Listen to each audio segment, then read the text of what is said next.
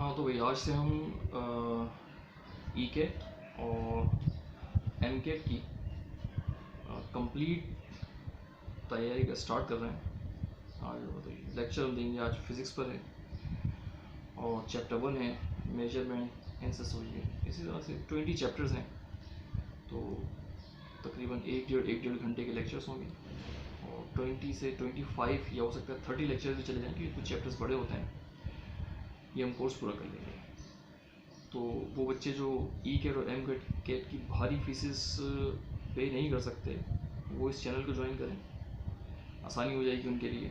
हम यहाँ बिल्कुल कंप्लीट तैयारी देंगे, फ्री ऑफ कॉस्ट है और मतलब आने जाने का भी कोई वो नहीं, मोबाइल पे बैठ के आप आराम से पढ़ें। जो आपकी क्यूरीज हो वो मुझे सेंड कर दें, मैं आंसर करूँगा उसका इंशाल्लाह। बाद चैप्टर 1 शुरू कर रहे हैं फिज़िक्स का। फिज़िक्स पूरी कंप्लीट करेंगे, केमिस्ट्री भी पूरी कंप्लीट करेंगे, मैथमेटिक्स भी पूरी कंप्लीट करेंगे। आज हम 12 चैप्टर 1 शुरू कर रहे हैं, measurement and system of units.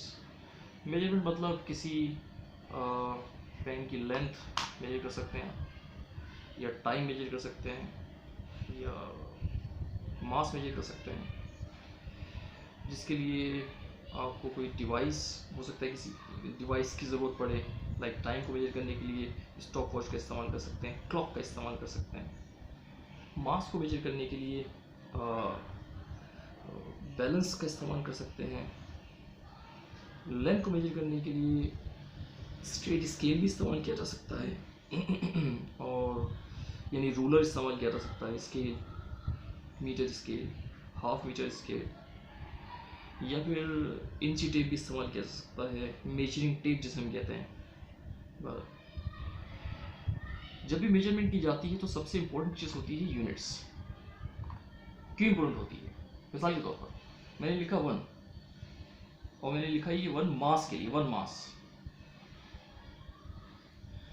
1 मास का मतलब कुछ भी नहीं जब तक कि इसकी कोई यूनिट ना लगाई जाए। मिसाल के तौर पर 1 ग्राम एंड 1 किलोग्राम, सिर्फ यूनिट की वजह से कितना बड़ा फर्क आ जाता है। 1 ग्राम एक छोटा सा मास है, 1 किलोग्राम एक बहुत बड़ा मास है। तो इस वक्त हम इन यूनिट्स को डिस्कस करेंगे। यूनिट्स के लिए 4 सिस्टम्स हैं। मिसाल के तौर पर सिर्फ मास ही है, लेकिन मास की यूनिट 4 डिफरेंट सिस्टम में डिफरेंट होगी। मिसाल के तौर पर CGS सिस्टम में मास की यूनिट ग्राम होगी, FK सिस्टम में मास की यूनिट वैसे पाउंड भी ली जाती है, पाउंड यानी LB, पाउंड को रिप्रेजेंट किया जाता है LB से।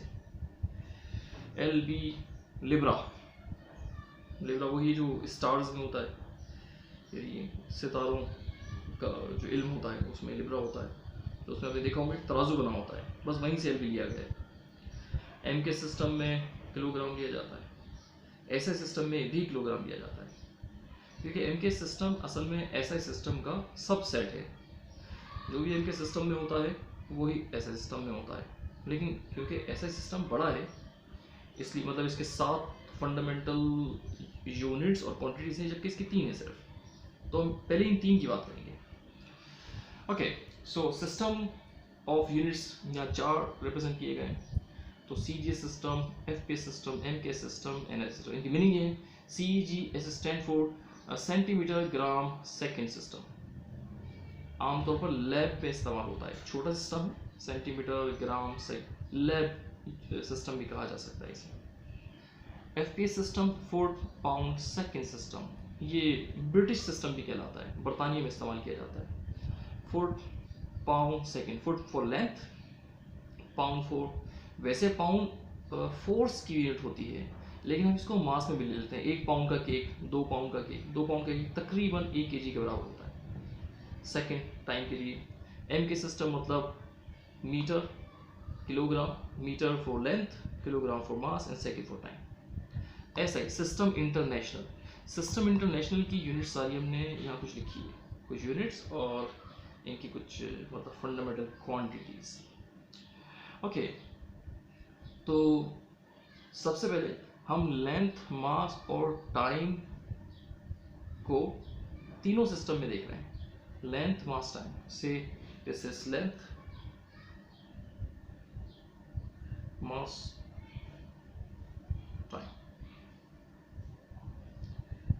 लेंथ मास टाइम 3 सिस्टम में, क्योंकि जो एम के सिस्टम में होगा वैसे सिस्टम में तो होगा ही होगा, तो इसलिए हम एम के सिस्टम ये डिफाइन करेंगे। सबसे पहले C G S system, C G S system, F P S system and M K S system. तो इसमें लेंथ की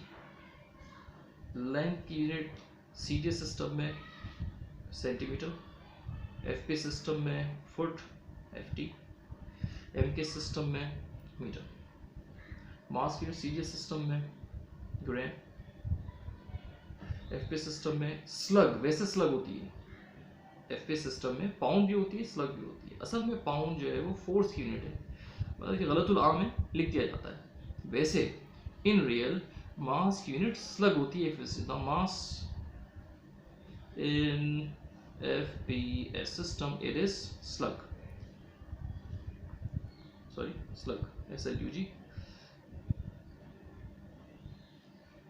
तो बहरहाल अभी हम यहाँ गलतुल आम है ये बात, लेकिन यहाँ यही लिख रहे हैं पाउंड LB पहले बता चुका हूँ, लिब्रा से लिया गया है, Libra is star, unit of mass in FPS system is LB, Libra pound in MK is kg, time सबके लिए सेम, सेकेंड। सो ये याद करना होता है। और जो मैं करवाता जा रहा हूँ ये आप अपनी कॉपी में नोट कीजिए, क्योंकि आपको बिल्कुल उसी तरीके से पढ़ना है जैसे किसी क्लास में पढ़ते हैं, वरना इन लेक्चर्स के लेने का कोई फ़ायदा नहीं होगा। मैं आपको ये पूरे लेक्चर्स भी दूंगा और उसके बाद मैं कुछ MCQs भी दूंगा, मतलब मेरे पास बुक है, उससे मैं यहाँ इतना करीब लाकर वो आपको दिखा दूंगा। आप उसके स्क्रीनशॉट ले लें तमाम क्वेश्चंस के और उसको सॉल्व करें, आंसर्स भी उसमें दिए हुए हैं जो सर्किल हुए हैं, तो आप ये चेक कर लें कि आपने जो सोचा वो आंसर्स के एन मुताबिक है या नहीं है। तो इस तरह आपकी स्टडी अच्छी हो जाएगी इंशाल्लाह।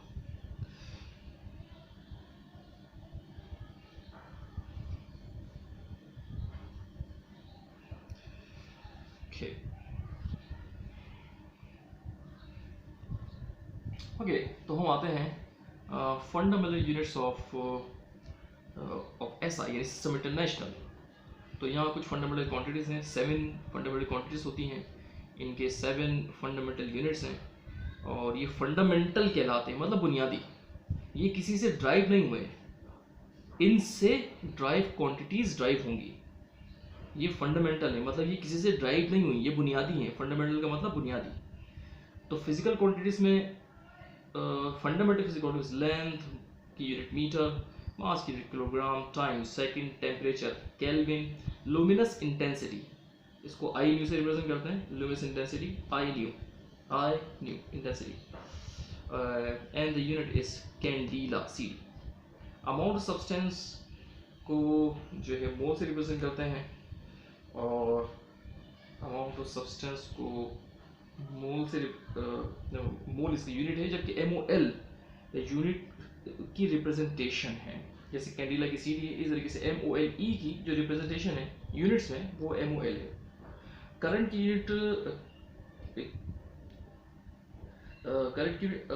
एम्पियर्स है, सॉरी कैपिटल A से रिप्रेजेंट किया जाता है। आप गौर कीजिएगा, यहाँ जो किलोग्राम है ये स्मॉल में है किलोग्राम, जबकि केल्विन कैपिटल K है, दिस इज कैपिटल K। जब भी कोई यूनिट किसी साइंटिस्ट के नाम की वजह से होती है, kelvin is a scientist name, तो उसको कैपिटल से लिखा जाता है। कैंडिला CD स्मॉल है, कैंडिला साइंटिस्ट का नाम नहीं है, कैंडिला मतलब रोशनी, कैंडल से निकला है। जबकि एम्पियर को हम कैपिटल A से लिखते हैं, एम्पियर एक साइंटिस्ट का नाम है, इस वजह से कैपिटल A से लिखा है। न्यूटन NEWTON, फोर्स की यूनिट न्यूटन होती है, जिसको हम कैपिटल N से रिप्रेजेंट करते हैं, स्मॉल से नहीं कर सकते। स्मॉल से करेंगे तो ये बन जाएगा nano. This is not the unit, this is prefix, this one prefix. इसके बारे में हम डिस्कस करेंगे, बहुत ज़रूरी है याद करना। फिर जब हम इससे यूनिट कन्वर्जन करेंगे तो फिर ये सारे काम आएंगे उसमें। और मेरा बहुत आसान तरीका होता है यूनिट कन्वर्जन का, शॉर्ट ट्रिक है, इंशाल्लाह वो सीखेंगे हम। 12 ये क्वांटिटीज़ हैं, ये की यूनिट्स हैं, ये आपको याद करनी होती हैं।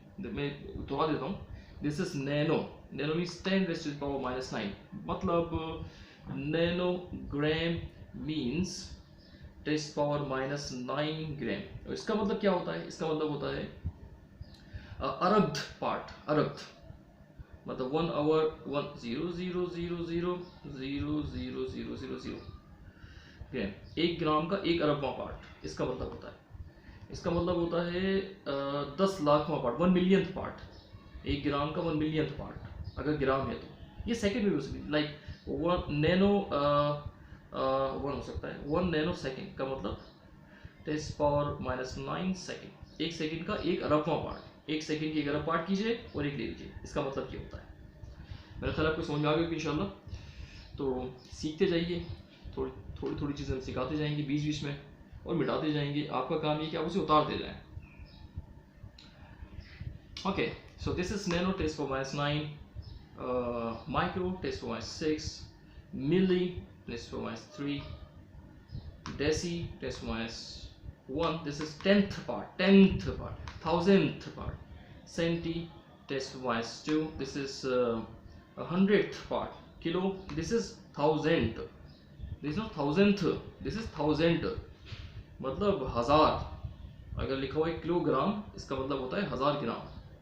मेगा 10⁻6 मतलब 10 लाख, अगर मैं लिखूँ मेगा ग्राम मतलब 10 लाख ग्राम।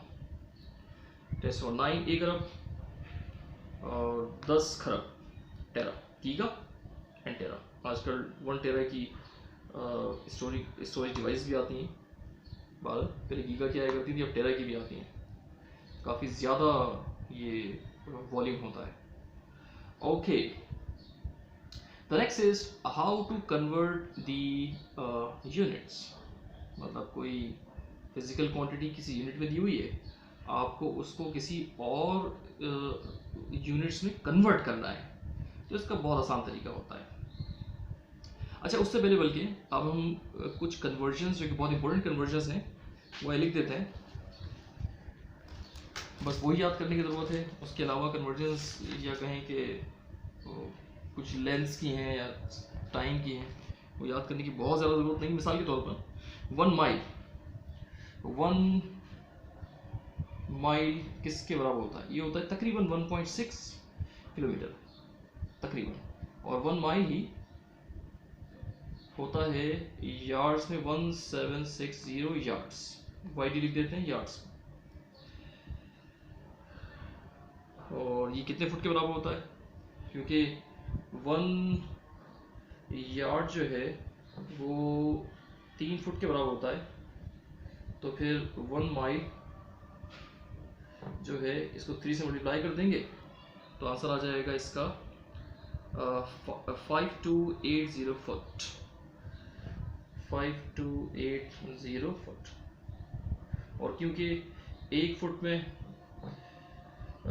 12 इंच होते हैं, INCH इंच, मतलब ये जो ये जो होता है एक और आपका एक इंच का होता है, तो इसको 12 से मल्टीप्लाई कर दीजिए तो हो जाएगा 1 माइल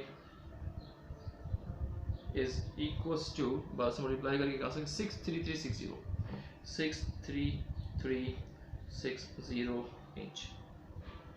ये सिंपल है भाई, 1 माइल में इतने फुट होते हैं, 1 फुट में 12 इंच होते हैं, तो 12 को इससे मल्टीप्लाई कर 1 माइल में इतने इंच आ जाएंगे, तो फुट का हिसाब किताब है मतलब। ओके, ये ज़्यादा इंपॉर्टेंट याद करना। अब नीचे आते हैं, ये मैंने आपको बता दिया है लेंथ का, और ये था FPS सिस्टम में सारा का सारा। नेक्स्ट है 1 मीटर कितने इंचेस के बराबर होता है? तो 1 मीटर कितने इंचेस के बराबर होता है? 39.37 इंच।